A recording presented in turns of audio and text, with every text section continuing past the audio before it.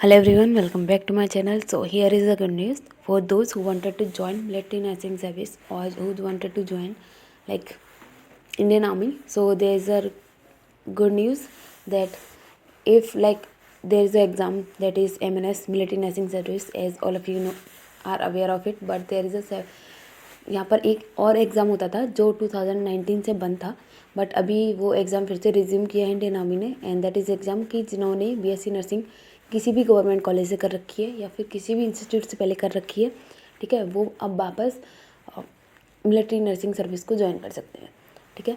तो उन्होंने ये रिक्वायरमेंट 2019 के बाद वो बंद हो गई थी, लाइक पेंडेमिक की वजह से वो ही नहीं थी। अब वापस से उन्होंने 2023 से 2024 के लिए जो बैच बनेगा उसमें उन्होंने वापस से स्टार्ट कर दिए। सो उन्होंने एलिजिबिलिटी क्राइटेरिया, पैटर्न क्या रहेगा, कितनी सीट्स होंगी, वो और बाकी की जो भी डिटेल्स हैं वो इस नोटिफिकेशन के जरिए उन्होंने पब्लिश कर दिए, ठीक है। सो देखते हैं कि फॉर्म कब से निकलेंगे, कब का एग्ज़ाम है, क्या क्वालिफिकेशन क्वालिटीज़ होंगी, कितनी सीट्स होंगी, एग्ज़ाम कैसा होगा, कट ऑफ क्या रहेगी, उन्होंने सारा का सारा इस नोटिफिकेशन में मेंशन किया है और मैं आपको इस PDF के जरिए वो आपको बताने वाली हूँ। So please stay tuned and please listen to it very carefully because I am going to explain all the points here in this video. Okay, so let's just start. Firstly कि who are eligible for this exam. तो जिन्होंने भी MSc, अगर किसी ने MSc nursing भी कर रखी है वो भी एप्लीकेबल है, किसी ने PV BSc नर्सिंग यानी कि पोस्ट बेसिक नर्सिंग कर रखी है वो भी एलिजिबल है, किसी ने सिर्फ BSc नर्सिंग कर रखी है तो वो भी एलिजिबल है, ठीक है, for the grant of short service commission in the military nursing service, ठीक है। तो एलिजिबिलिटी क्या, नेशनलिटी क्या होनी चाहिए, तो इंडिया का सिटीजनशिप होनी चाहिए, उसके पास वैसा नहीं है कि कोई नेपाल का है या फिर कोई पाकिस्तान का है या फिर बांग्लादेश का है तो वो ये एग्ज़ाम नहीं दे सकते, इंडिया वाले बच्चे ही ये एग्ज़ाम दे सकते हैं। क्वालिफिकेशन क्या है रजिस्ट्रेशन की, वो है शुड है passed BSc nursing, MSc nursing को पास किया हो, PV BSc नर्सिंग जो है वो भी पास्ड आउट हो किसी भी रिकॉग्नाइज्ड यूनिवर्सिटी से, and as a registered nurse, मतलब कि आपने जो भी डिग्री की हुई है ना, जैसे MSc हो या फिर BSc नर्सिंग हो या फिर पोस्ट BSc नर्सिंग हो, तो आपके पास में वो लाइक किसी ऐसे गवर्नमेंट इंस्टीट्यूट से की जानी चाहिए जो रिकॉग्नाइज्ड यूनिवर्सिटी हो, ठीक है। और फिर आते हैं डेट, कि आपकी डेट ऑफ बर्थ क्या होनी चाहिए, तो आपकी डेट ऑफ बर्थ जो होनी चाहिए, मतलब आपकी एज जो होनी चाहिए 21 से 35 ईयर्स के बीच में होनी चाहिए, एंड दैट इज़ कि 25 दिसंबर 1988 से लेकर 26 दिसंबर 2022 के बीच में होनी चाहिए, ठीक है। आप इस एज के बीच में लाई करने चाहिए। रहता है physical fitness, that is medical fitness will be assessed as per, मतलब कि आपको मेडिकल होगा जैसा कि होता है आर्मी के किसी भी एग्ज़ाम दोगे तो वहाँ पर मेडिकल मैंडेटरी होता है, तो इसमें भी मेडिकल जो है वो मैंडेटरी है, ठीक है। फिर आते हैं मेथड ऑफ सिलेक्शन की प्रोसेसेस क्या होंगी, तो आपका एक कंप्यूटर बेस्ड एग्ज़ाम होगा, वो एग्ज़ाम आपका जनवरी में है, ठीक है, 14 जनवरी को वो एग्ज़ाम है,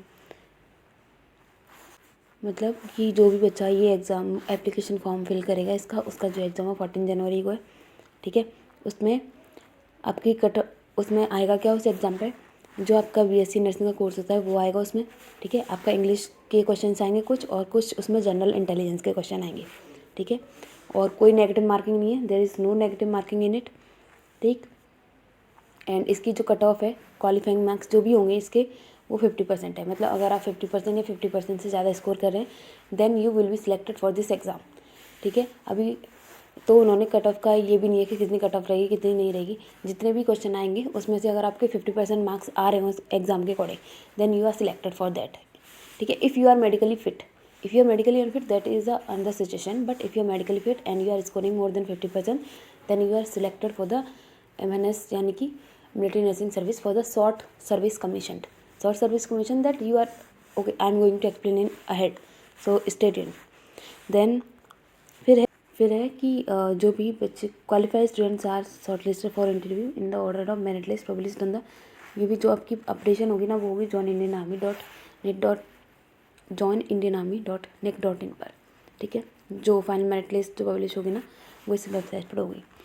देन आते हैं कि इंटरव्यू, जैसे आपका CBT में अगर आप 50% स्कोर करते हैं देन आप you have to appear through the interview, मतलब आपको एक इंटरव्यू के लिए जाना होगा, वो इंटरव्यू आपका दिल्ली में होगा, दिल्ली में बेस हॉस्पिटल में होते हैं, ठीक है। तो शायद आपका भी बेस हॉस्पिटल में ही हो, उसमें इंटरव्यू होगा आपका एंड मेडिकल एग्जामिनेशंस होते हैं, ठीक ठीक है। जो भी मेडिकल होता है, आर्मी के जो भी प्रोसीजर्स होते हैं, उसमें आपको टोटल 2 दिन लगते हैं, वो 3 से 5 दिन लगते हैं, ठीक।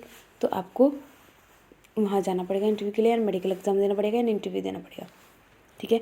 वहाँ रहने के लिए आपको ही सब कुछ अरेंज करना होगा, लाइक आप कहाँ रहेंगे, कहाँ क्या खाएंगे, कैसे रहेंगे, ये सब आपको मैनेज करना है। बस आपको वहाँ पर आई थिंक मॉर्निंग में जाना होगा, शाम को वो रिलीज़ कर देंगे आपको, और इसी तरीके से आपको शायद 3 दिन बेस हॉस्पिटल में जाना आना होगा, ठीक है। देन अब आते हैं कि आपके मेडिकल एग्जामिनेशन में क्या होगा। Medical examination is very important.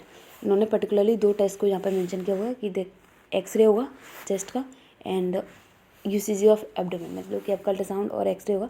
But आपके आई थिंक सारे टेस्ट होंगे वहाँ पे मेडिकल के, तो आपको प्रिपेयर करना होगा। लाइक हाइट एंड वेट भी होगा, मे भी हो सकता है, हीमोग्लोबिन वाला जो टेस्ट होता है, ब्लड टेस्ट, वो भी हो सकता है। तो मेनली ये टेस्ट तो होंगे ही, एक्सरे होगा और अल्ट्रासाउंड होगा, हो सकता है कि ब्लड का भी हो जाए, ठीक है।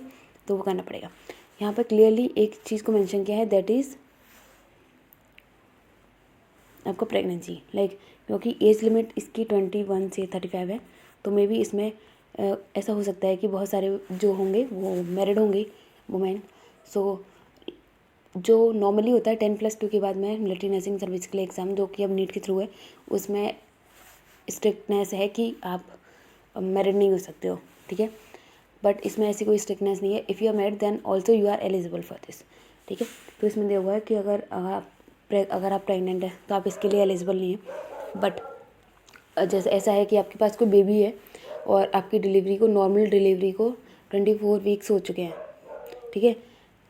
तो आप नॉर्मल डिलीवरी है तो आप 24 वीक्स यानी कि 6 महीने के बाद में अगर आप ये एग्ज़ाम देंगे देन यू आर एलिजिबल। एक वो है कि अगर जैसे आप प्रेग्नेंट थे लेकिन आपने अबॉर्शन करा दिए और आपके अबॉर्शन को 3 महीने हो चुके हैं, then also you are eligible for this and, ठीक है। और अगर आपकी डिलीवरी हुई है लेकिन आपकी वो डिलीवरी जो है सीजेरियन डिलीवरी है, मतलब नॉर्मल नहीं है, सीजेरियन डिलीवरी है, देन आपको 54 वीक्स के बाद आप इसके लिए एलिजिबल है, यानी कि पूरी 1 साल के बाद में, ठीक है। तो ये पूरा मैंने आपको बता दिया कि इसमें प्रेगनेंसी से रिलेटेड किस तरीके से आप एलिजिबल हैं, किस तरीके से आप एलिजिबल नहीं हैं। तो आप आई थिंक आपके प्रेगनेंसी वाले सारे डाउट्स क्लियर होंगे। देन आते हैं कि फाइनल सिलेक्शन क्या होगा। फाइनल सिलेक्शन इज़ लाइक कि आपने CBT में 50% स्कोर किया, आप मेडिकली फिट हैं, ठीक है, और आप वो सारी क्राइटेरियाज को फुलफिल कर रहे हैं जो कि रिक्वायर्ड है। तो आपका फाइनल सिलेक्शन, मतलब जैसे ही फाइनल मेरिट लिस्ट को पब्लिश करेंगे तो उसमें आपका मे बी अगर आप इन सबको फुलफ़िल करते हैं देन आपको वो सिलेक्ट करेंगे, ठीक। TA का ये है कि अगर आप आते हैं जैसे ट्रेवल अलाउंस जो होता है ना वो, तो अगर आप स्लीपर क्लास के से आएंगे तभी आपको ट्रेवल अलाउंस मिलना पड़ेगा, और उसके लिए आपको ओरिजिनल टिकट्स वगैरह लेके आनी होंगी कि आपके ओरिजिनल टिकट हैं आने और जाने की, और वहाँ पर आपको सबमिट करनी होगी, और वो आपको पासबुक भी लेके जानी होगी जिस भी अकाउंट में आपको पैसे वापस डलवाने हैं, ठीक है। फिर आता है कि ये नोट में ये लिखा हुआ है कि अगर आपके कोई भी डॉक्यूमेंट या फिर कुछ भी ऐसा मिला जो आप, वो होते हैं ना कि फर्जी जो ऐसे ही बनवा लेते हैं लेकिन आपने वो नहीं किया हुआ था पैसे दे के, तो अगर ऐसा कुछ भी होता है तो आपका कैंडिडेचर जो है वो कैंसिल कर देंगे, ठीक है। फिर आते हैं एम्प्लॉयमेंट, तो कि आपकी सर्विस कितने साल की होगी, तो वो जो सर्विस है वो 5+4 यानी कि 14 साल की सर्विस होगी, फर्स्ट 5 ईयर। देन अगर आप कंटिन्यू करना चाहते हैं तो देन नेक्स्ट 5 ईयर, लेकिन फिर भी आपको कंटिन्यू करना है देन 4 ईयर। तो ये शॉर्ट सर्विस कमीशन है, तो आपको 14 साल की जॉब मिलेगी इसमें, ठीक है, वो आपको करनी होगी। और इसमें आपकी पोस्टिंग कहीं भी हो सकती है और इसमें आपकी पोस्टिंग कहीं भी हो सकती है, इंडियन लाइक नेवी, आर्मी और एयरफोर्स में, ठीक है। देन आते हैं कि इमोलीमेंट, तो इमोलीमेंट्स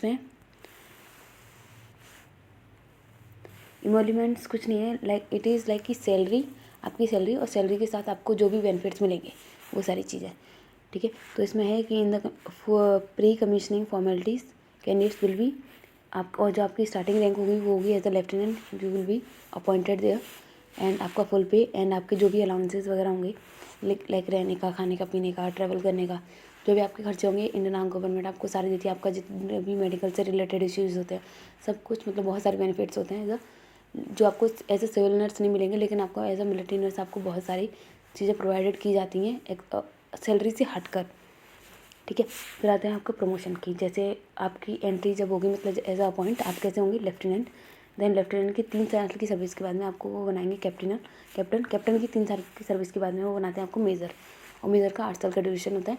तो ये आपका लाइक 14 साल का जॉब हो जाएगा।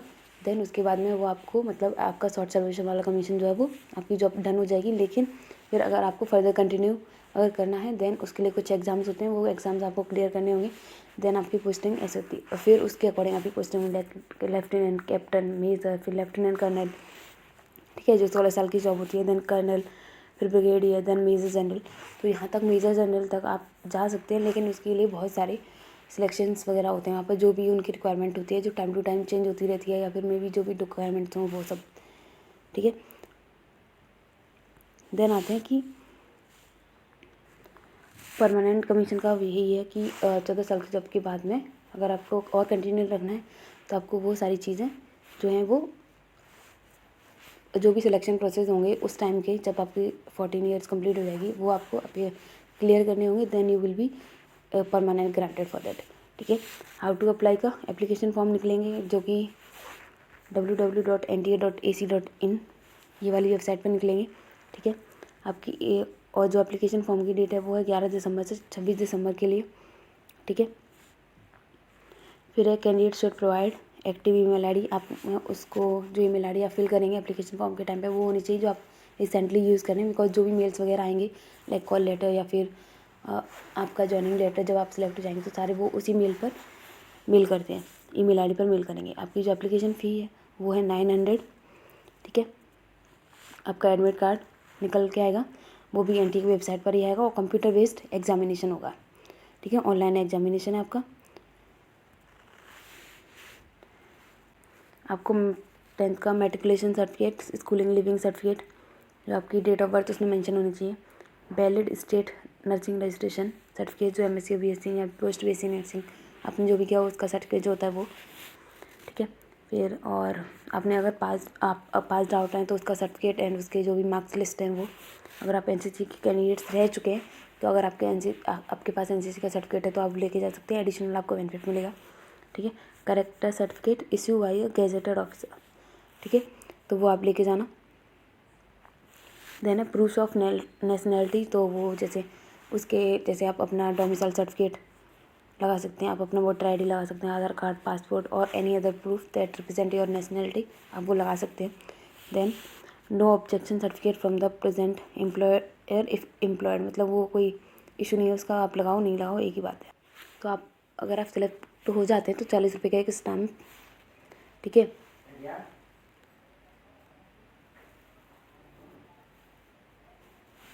अगर आप सिलेक्ट हो जाते हैं तो एक 40 रुपये का स्टैम्प आपको भेजना है स्पीड पोस्ट के जरिए। Next copy of release order A privilege, मतलब अगर आपने पहले इंडियन आर्मी में सर्व किया है as a military nursing service, then आपको ये कॉपी भेजनी है उसकी, ठीक है। Then in case of change of name copy of gazette notification, और मतलब कि अगर आपने कोई मतलब जैसे आपका पहले कोई और नाम था और अगर आपने कोई और नाम चेंज करवा लिया है, मतलब आपने अपना नाम अगर चेंज करवाया तो उसकी नई कॉपी, मतलब जो आपका पहले नाम था ना उसकी कॉपी भेजनी है साथ में कि पहले ये नाम था और अभी हमारा ये नाम है, ठीक है। पेमेंट जो होगा आपका ऑनलाइन होगा, तो आपको ऑनलाइन ही करना है, और कोई भी मतलब अगर बीच में कुछ ऐसी गड़बड़ मत करना कि आपका पेमेंट वापस नहीं आएगा अगर आपने कुछ गड़बड़ वगैरह की तो, ठीक है। और तो मतलब ऑब्वियसली सारा कुछ नोटिस, और यहाँ पे और कुछ है नहीं, ये रीज़न है ये अगर आपका ऑनलाइन एप्लीकेशन फॉर्म अगर रिजेक्ट होता है तो उसके रीज़न हो सकते हैं कि आपने एक से ज़्यादा एप्लीकेशन फॉर्म भरने की कोशिश की हो, या फिर आपका जो पेमेंट है वो नहीं हुआ हो, ठीक है, करेक्टली नहीं हुआ हो। और अगर और कोई क्वेरी है तो आप ये वाले एड्रेस पर पूछ सकते हैं उन्हें, ठीक है, ये उनका हेल्पलाइन नंबर है, तो आप ये भी पूछ सकते हैं। बाकी इन्फॉर्मेशन आपको जो भी यहाँ से आके अपडेट आएंगी वो www.joinindianarmy.net.in पर आएंगी, तो वहाँ पर आप जाकर चेक कर सकते हैं। So this was the all information that they have given in this notification, and I have explained you all the points over here, and if you have any further doubt then please let me know in the comment section. I will explain you all. So thank you for watching this video, and please like, share and subscribe my channel. So bye bye, take care and all the best for your exam, because time is very less, because your exam is on 14 January. So get ready for that and please work hard, everything will be fine. And don't forget that your application forms are coming from 11 December, ठीक है। So please don't miss it. If any one of you have done your BSc nursing or post BSc nursing or MSc nursing, okay. So 11 December to 26 December. So time is very less. So इस लापरवाही में मत रह जाना कि चलो आज निकल भर देना. Bye bye.